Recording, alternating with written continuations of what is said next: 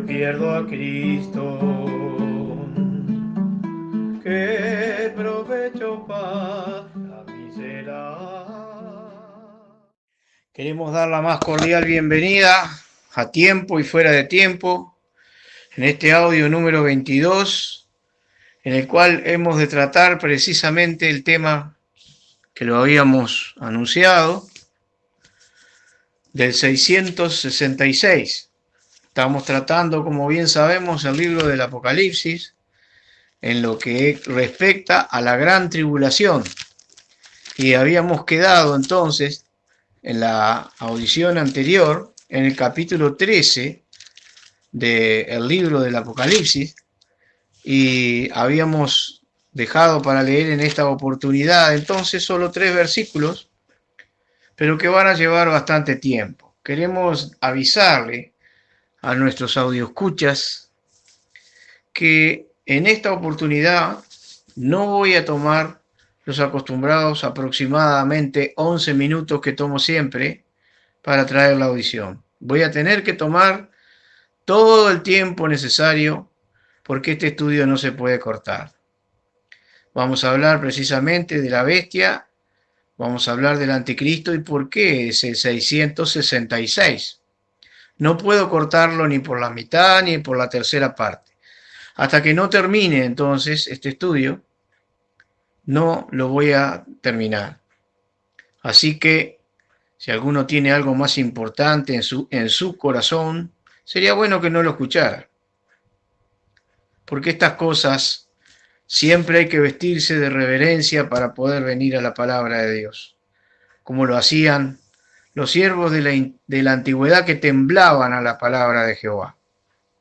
Bien, entonces comenzamos diciendo que en el capítulo 13 del libro del Apocalipsis, el versículo 16, porque habíamos quedado en el 15 la vez anterior, hablando del anticristo, dice, y hablando de la gran tribulación, ese periodo de tiempo que comienza ni bien la iglesia del Señor nuestro Jesucristo es arrebatada, y hacía que a todos, a los pequeños y grandes, ricos y pobres, libres y siervos, se pusiese una marca en su mano derecha o en su frente, y que ninguno pudiese comprar o vender, sino el que tuviera la señal o el nombre de la bestia o el número de su nombre. Aquí hay sabiduría. El que tiene entendimiento, cuente el número de la bestia, porque es el número de hombre, y el número de ella, 666. Bien, aquí entonces está dando ese número, en el cual para comprar, para vender, tiene que ser marcado, como dice aquí, en la mano o en la frente, que es lo que va a empezar a correr. Ya mucho se habla de los microchips y de todos estos sistemas modernos que existen para que los hombres puedan ser identificados, y de hecho todos los habitantes de esta tierra ya estamos bien identificados por los sistemas modernos, cosas de las cuales este personaje se va a servir para poder después hacer la gran persecución. Pero tenemos que hacer un bosquejo grande desde el principio de la creación del hombre, inclusive, para tener bien en claro varios aspectos antes de entrar en lleno de precisamente por qué es el 666. Quiero decirle a mis hermanos que este estudio que yo traigo no es mío. Se lo escuché a un hermano hace casi 40 años atrás darlo, y fue al único hermano que se lo vi traer. He escuchado muchísimo de 666 en tanto tiempo, ¿verdad? Pero nunca vi un estudio tan exacto como este. ¿Alguien puede decir que es alguna conjetura? Puede ser, pero qué conjetura tan exacta, ¿no? Ya la vamos a ver. Primero tenemos que ir diciendo que el hombre, cuando nace, cuando Dios lo crea, Adán y Eva, cuando Dios los crea, peca contra el Señor, ya lo sabemos, en el jardín del Edén, y desde el momento que peca, se produce en su alma primeramente y en su espíritu la muerte. Al producirse primeramente la muerte en su alma y en su espíritu, con el tiempo, obviamente, se produce también la muerte en su físico, la muerte física. Por eso que después de 900 y pico de años, Adán y Eva murieron. Y el hecho, lo digo abuelo de pájaro nada más, el hecho por el cual antiguamente, antes del diluvio, los hombres vivían más de 900 años, la mayoría de ellos, y después del diluvio pasaron a vivir no más de 120, 140 años, algunos más, pero salta bruscamente la etapa de vida del hombre sobre la faz de la tierra porque precisamente el diluvio trajo un gran cambio de clima en todo el mundo y también de alimentación, que hizo que la vida sea más corta, inclusive también aparentemente se achicó lo que llamamos el ozono, ¿verdad? Aquello que cubre precisamente los rayos ultravioleta, que cada vez que el ozono es agujereado por el mismo hombre, por causa del hombre, la muerte pasa más directa, porque el sol quema. Entonces hubieron grandes cambios que produjeron en el físico una vida más corta en el ser humano. La Biblia siempre se explica a sí misma, no importa lo que diga la ciencia. La ciencia acostumbra a decir que de un mismo eslabón perdido hubo una gran explosión y se formaron por un lado los monos, por otro lado los patos, por otro lado los chanchos, por otro lado el ser humano, y esa gran fantasía, y sin embargo la gente lo cree, la inmensa mayoría, y nos dicen a los cristianos que creemos que la Biblia es la palabra de Dios, de que somos nosotros los fantasiosos. Pero decíamos entonces que el hombre peca en el principio, y así la muerte, se produce la muerte. ¿Por qué? Porque dice Romanos 6:23 que la paga del pecado es muerte. Y así comenzamos a nacer pecadores. Porque dice la misma Biblia, también en la misma carta del apóstol Pablo a los Romanos, capítulo 3:23, por cuanto todos pecaron y están destituidos de la gloria de Dios. Quiere decir que lo primero que produce esa muerte es la destitución de la gloria de Dios, la desconexión con nuestro Dios. Esa palabrita que está tan en moda la podemos utilizar. O sea, el espíritu del hombre y el alma quedan desconectados con Dios. Es como si tenemos un ejemplo con las cosas de ahora, tenemos la llavecita de luz, tenemos la corriente y la luz comienza a entrar y a circular y a manifestarse en el momento que subimos la llave, porque pasa la corriente y entonces alimenta la bombita. Cuando bajamos la llave, entonces se desconecta. Así es entonces, al momento de pecar el hombre, se desconectó con Dios. Y comenzó el proceso de muerte que primeramente se manifiesta en su alma y en su espíritu, y luego en el cuerpo después de unos cuantos años. Y así la muerte pasó a todos los hombres. Y cuando nacemos ya desde chiquitos, desde bebitos, precisamente nacemos en pecado. Por eso el salmista David, en el Salmo 51, verso 5, después de haber pecado contra el Señor, dice: he aquí en maldad he sido formado, en pecado me concibió mi madre. ¿Vemos? Ya cuando somos bebitos nacemos en pecado.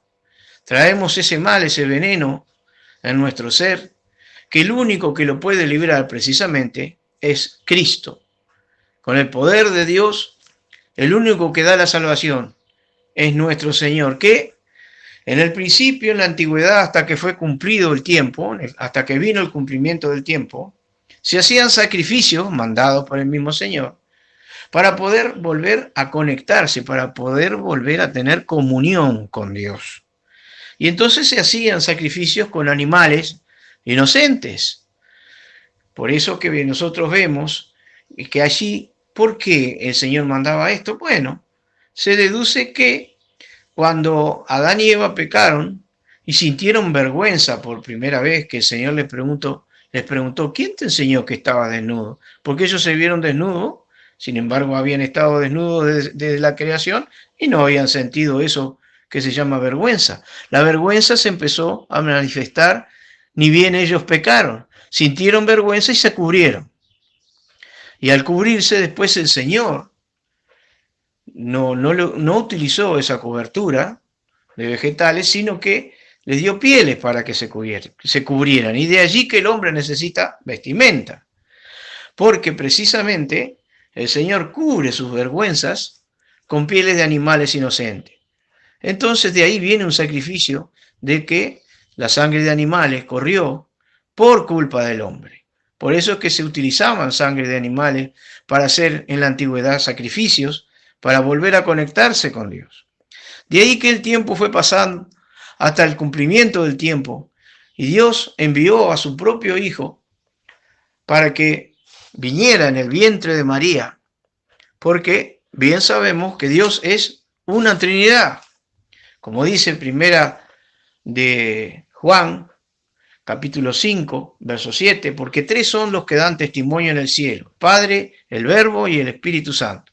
El Verbo es el Hijo, y ese mismo Verbo se hizo carne en el Evangelio de Juan, porque dice, el primer versículo que ustedes leen, en el principio era el Verbo, y el Verbo era con Dios, y el Verbo era Dios. El Verbo es la palabra conjugada. ¿Cómo se conjuga? Pasado, presente y futuro. Eterno pasado, eterno presente y eterno futuro. Dios. No puede ser otro. Y ese Verbo fue hecho carne, dice Juan 1:14.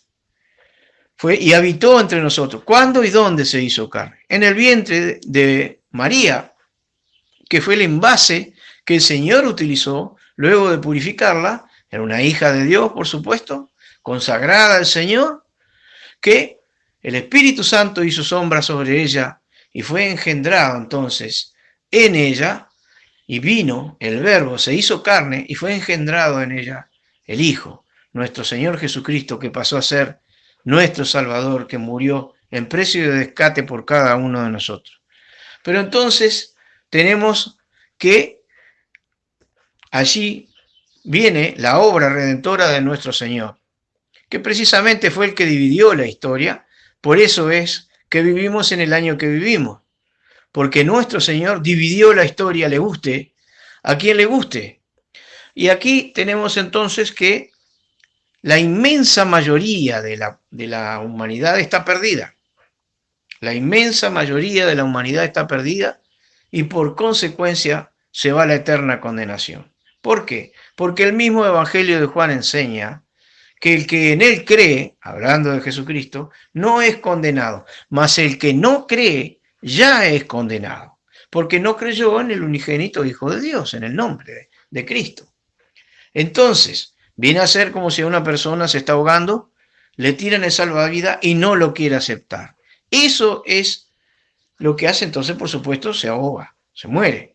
Eso es lo que hace el hombre cuando rechaza lo único que lo puede salvar, que es Jesucristo, que es el único puente entre Dios y los hombres.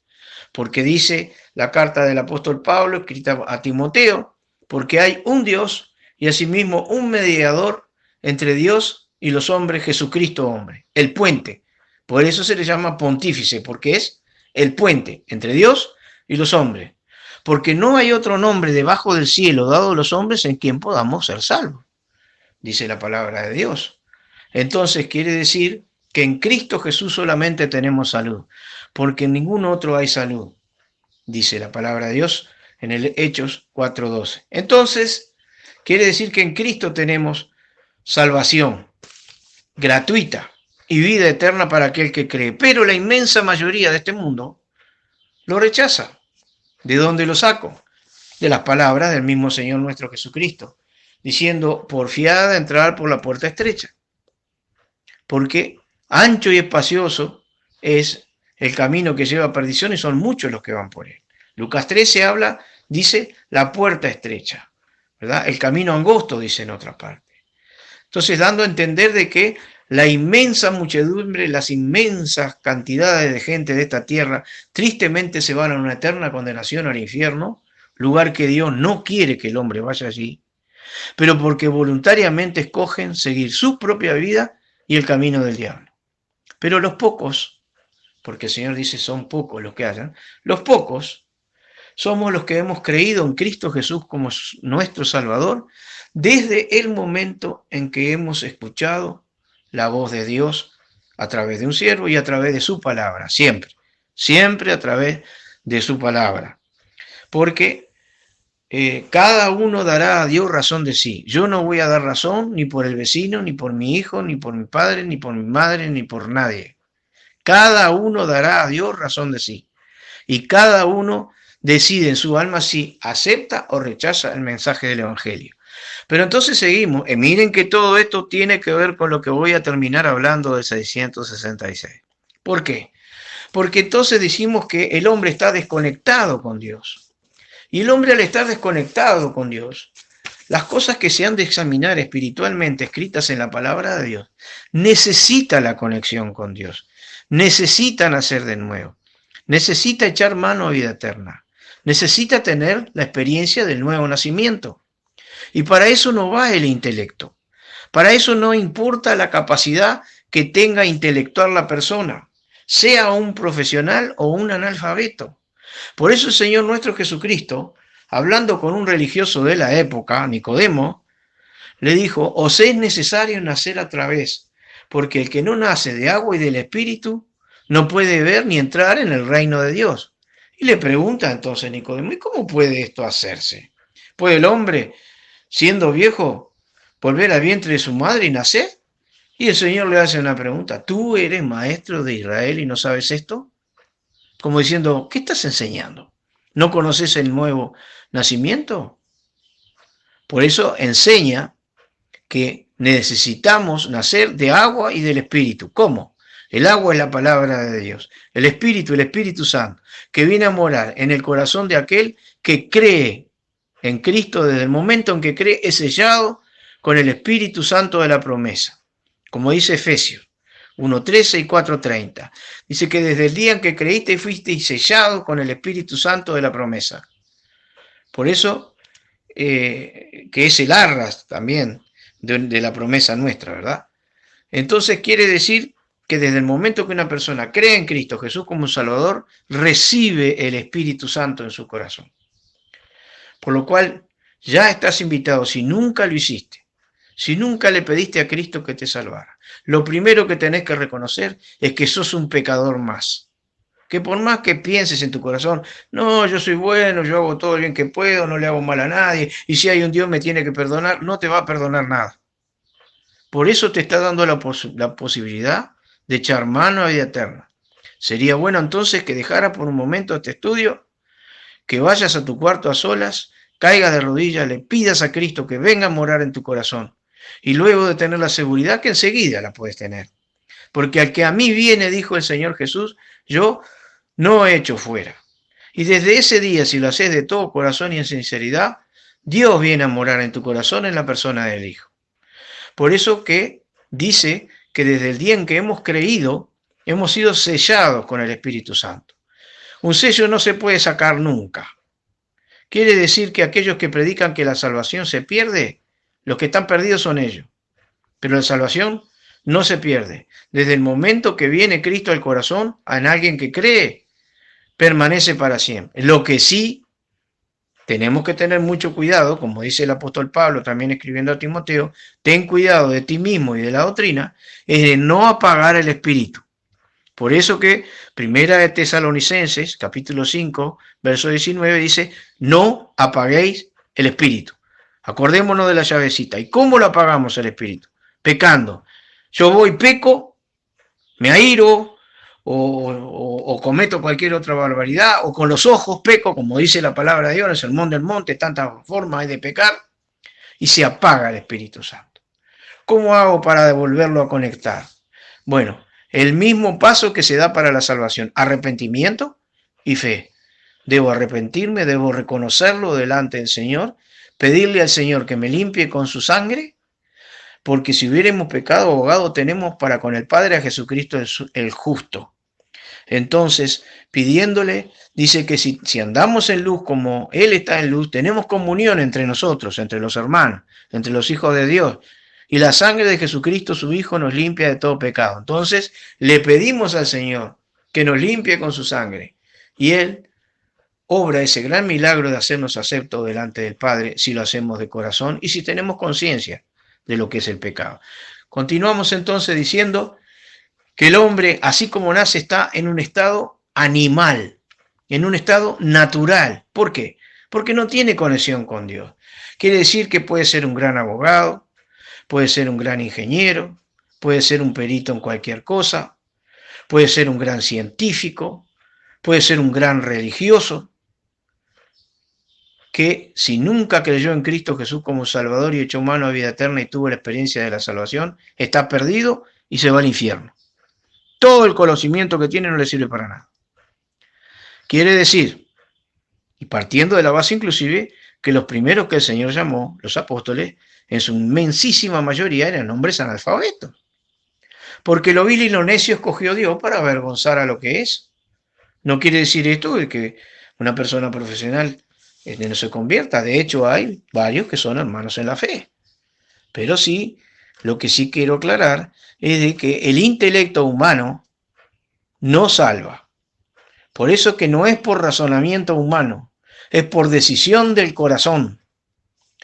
Por eso que yo recuerdo cuando era un niño que había un rabino que venía a la televisión. Es increíble, se sabía la Torá de memoria. Una cosa así nunca la vi en mi vida ni la voy a ver. Le decían el texto y él decía la cita. Le decían la cita y él te decía el texto. Por ejemplo, le decían, por tirar así nomás, los cielos cuentan la gloria de Dios y la expansión denuncia la obra de sus manos, y él contestaba, Salmo 19:1. Pero le decían un texto de los del medio, de cualquier lado, y el hombre sabía dónde estaba. Tenía una capacidad increíble. Parecía una computadora, cuando no existían ni los hilos de las computadoras. Sin embargo, si era un rabino, no conoció a Cristo Jesús como su Salvador, porque no creyó en el Rey de los judíos, con lo cual necesitaba el nuevo nacimiento. ¿Qué le faltaba? La salvación. Quiere decir que el intelecto no salva. Lo que sí salva es la decisión que un alma toma cuando acepta a Cristo Jesús como su Salvador. Cristo Jesús viene a morar, el Espíritu Santo viene a morar en ese corazón por haber echado mano a vida eterna. Bueno, y entonces decíamos que el hombre estaba muerto en delitos y pecados, así como viene de nuestra propia madre. Entonces, tenemos el hecho que se encuentra en un estado animal, en un estado natural, así como viene, porque el espíritu está desconectado y entonces solamente responde a sus propios sentimientos, por más intelecto que tenga. Como bien decimos, no importa la capacidad que tenga intelectual, responde solamente a sus sentimientos porque el espíritu está muerto. Y entonces, ¿qué es lo que se produce? Se produce que nunca va a discernir en ese estado lo que la palabra de Dios dice. ¿Por qué? Lo dice 1 Corintios 2:14, más el hombre animal. Yo siempre me guío por la versión antigua del 9. Puedes tener otra Biblia, pero más claro se te va a hacer, porque lamentablemente después de la Segunda Guerra Mundial han toqueteado las versiones de la Biblia y han puesto cualquier cosa y muchas veces cambia y no podés tener la teología pura. Pero dice 1 Corintios 2:14, más el hombre animal no percibe las cosas que son del Espíritu de Dios, porque le son locura, y no las puede entender porque se han de examinar espiritualmente. El hombre animal, dice, el hombre natural, dice en otra Biblia, está en un estado natural, en un estado animal, en un estado donde no puede tener comunión con Dios, y que el intelecto, como acabamos de decir, no le sirve. El intelecto lo va a utilizar, sí, simplemente para que, no oyendo la palabra de Dios, tome una decisión. De ahí en más, si el Espíritu de Dios viene, el Espíritu de Dios es el que le va a revelar a través de la palabra de Dios, la Santa Biblia, para ir creciendo espiritualmente, para ser alimentado de la leche espiritual, como el Señor le enseñó a los corintios. Pero de lo contrario, lo único que puede hacer es llenar su cabeza de conocimiento si no tuvo nunca la experiencia del nuevo nacimiento. Entonces pasa lo que dijo un siervo de la antigüedad del siglo XIX, llamado Spurgeon, que dijo que hay personas que se les crece la cabeza nada más, de tanto intelecto que tienen, y le quedan las piernas y los pies chiquitos y el cuerpo chiquito y la cabeza crece, crece, crece, y cuando quiere dar un paso se va de cabeza para el suelo. Porque no le sirve para nada. Si no está el Espíritu de Dios, a través de la obediencia a la palabra de Dios, ese crecimiento espiritual, esa leche espiritual que tiene que ir tomando para crecer, como dice, que debemos desear como niños recién nacidos la leche espiritual por la cual crezcamos. Así como a un bebito se le da primeramente leche, ¿verdad? Y al principio a veces cortada con agua para que no le caiga tan pesada la leche de vaca. Así primero está la leche de madre, después le dan leche de vaca un poco rebajada, después le dan leche de vaca. Pero tenemos que ir creciendo espiritualmente, deseando como niño recién nacido la leche espiritual. Pero decíamos entonces de que el hombre está muerto en delitos y pecados y en un estado animal, en un estado natural, que es entonces cómo viene el hombre a esta tierra. Pues entonces ahora empezamos a volver a los que, por eso es que, para terminar este pensamiento, el cristiano tiene dos naturalezas en su corazón, que se le dan en llamar la carne y el espíritu. ¿Por qué? Porque traemos nuestra primera, la vieja naturaleza, que es la carne, que está en nosotros y que va a estar hasta el día de nuestra muerte. Ahora hablo a los hermanos, a los que han creído en Cristo Jesús como un Salvador. Va a estar hasta el día de nuestra muerte. Allí va a dejar de existir lo que damos en llamar la carne, que dice Gálatas 5:17, que la carne codicia contra el espíritu y el espíritu contra la carne, o sea, una batalla entre el espíritu y la carne. Al que yo obedezco, entonces va a ser la que va a ganar y la que se va a imponer.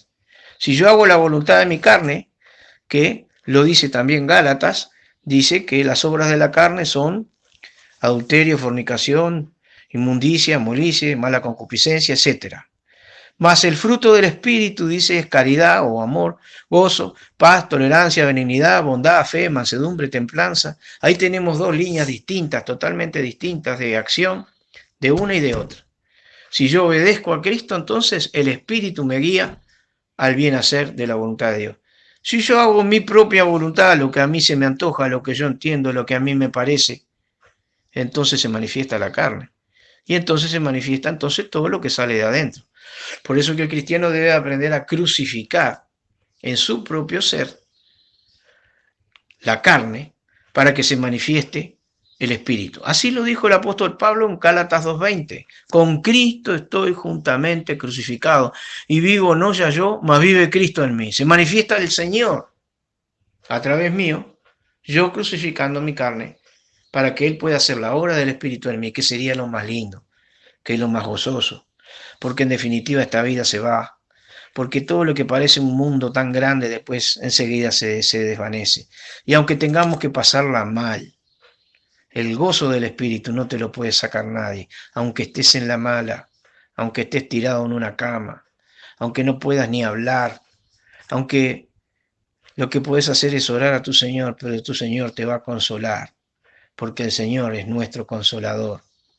Por eso dice, mis pasos dejo, mis pasos doy, no como el mundo la da, yo os la doy. No se turbe vuestro corazón ni tenga miedo.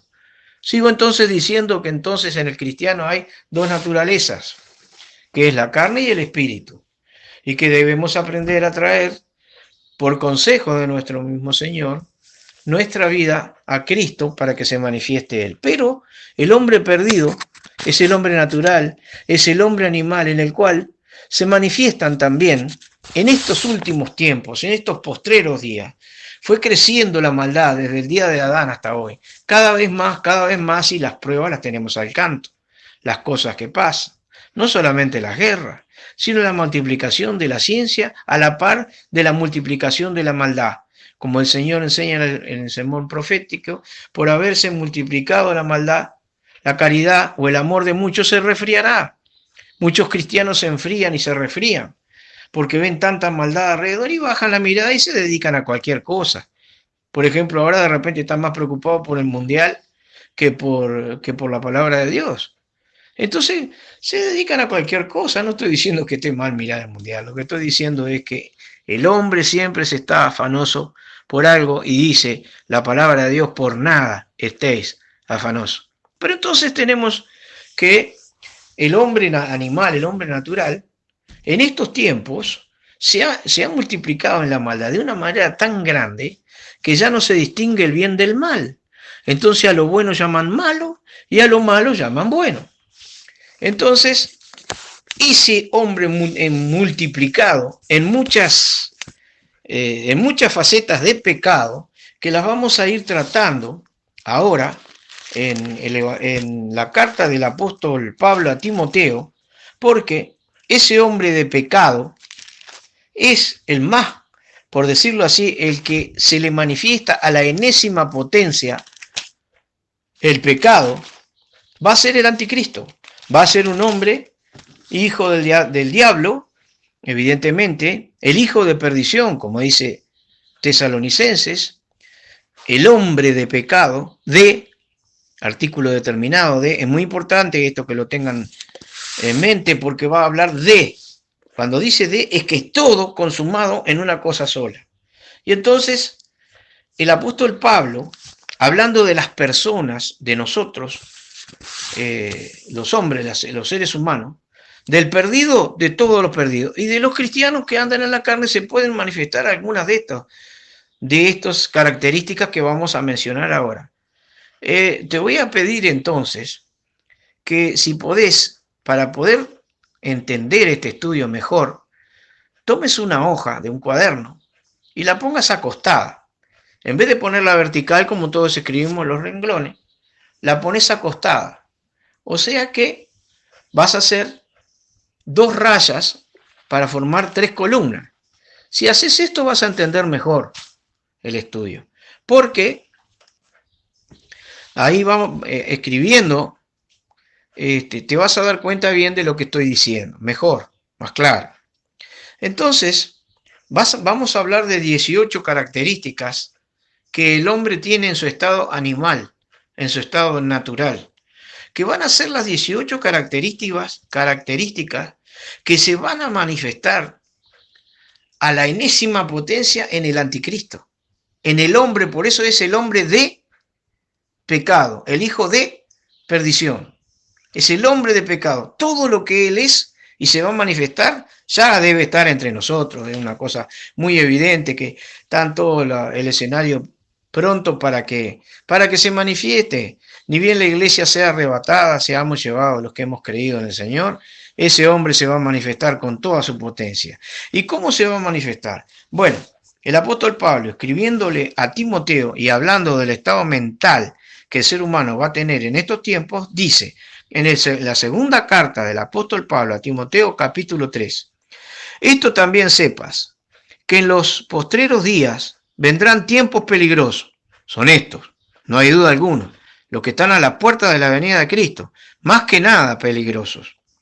Dice, si entonces acá da las 18 características del ser humano, que habrá hombres, y empieza. Y si abriste como te sugerí, que pusieras una hoja acostada, y dividida en 3 partes, con 2 rayas en el medio, en la mano izquierda pone que habrá hombres, amadores de sí mismo, amadores de sí mismo. 1. 2. Avaros. Abajo pone avaro, abajo, avaro. 3. Abajo otra vez. Vanagloriosos. 4. Abajo. Soberbio. 5. Abajo también. Detractores. 6. Abajo también. Desobedientes a los padres. Bien. No escribas más abajo. Ahora escribí en la otra columna. Ingratos. Abajo. Sin santidad. Abajo. Sin afecto. Abajo. Desleales. Abajo. Calumniadores. Abajo. Destemplados. Para ahí. Ahora anda a la otra columna, a la de la derecha. Y pone arriba. Crueles. Abajo. Aborrecedores de lo bueno. Abajo. Traidores. Abajo. Arrebatados. Abajo, hinchado. Abajo, amadores de los deleites, más que de Dios. Para ahí. Porque la última característica sería teniendo apariencia de piedad, mas habiendo negado la eficacia de ella, pero esa no es parte de la parte integral interna, sino lo que la recubre, porque tiene apariencia de piedad esa persona, pero niega la eficacia de ella. Va a ser una persona espectacular, pero un gran predicador, un hombre fenomenal, todo hipocresía. Es un manto blanco que tiene siendo tan repodrido por dentro. Por eso dice, teniendo apariencia de piedad, mas habiendo negado la eficacia de ella.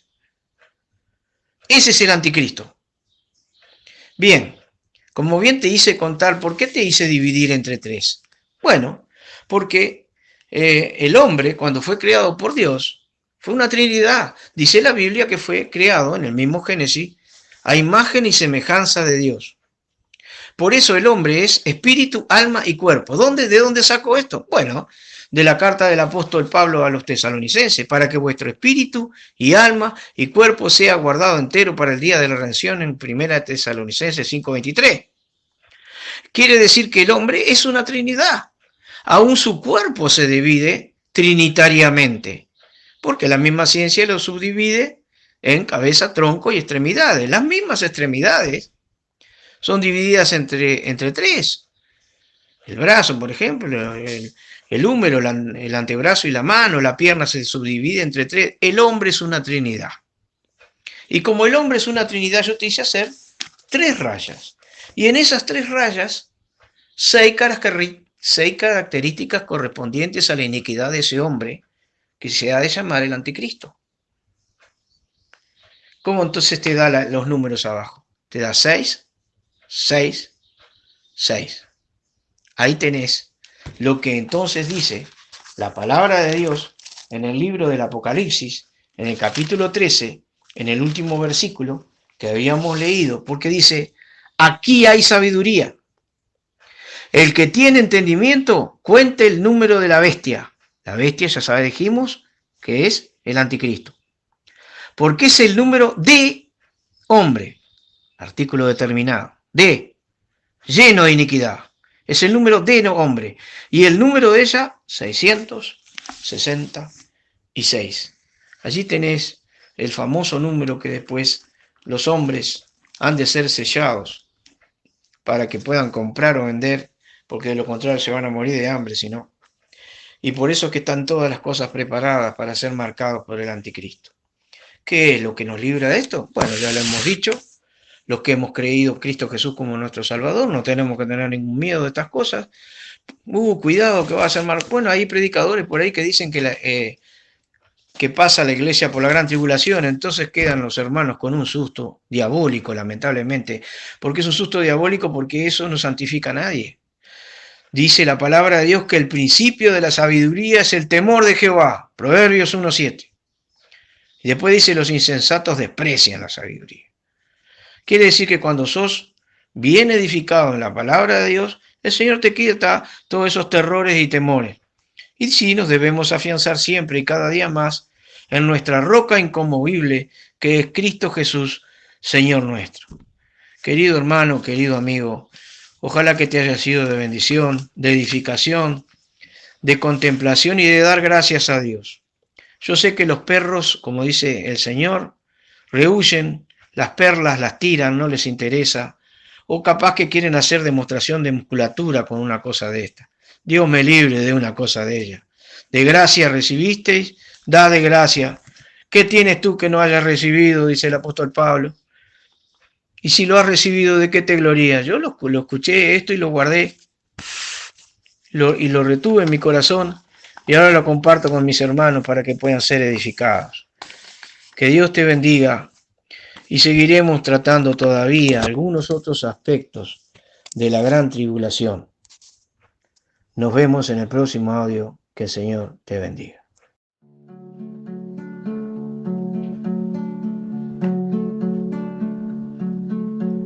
Si yo gano el mundo hoy pierdo a Cristo, ¿qué provecho para mí será?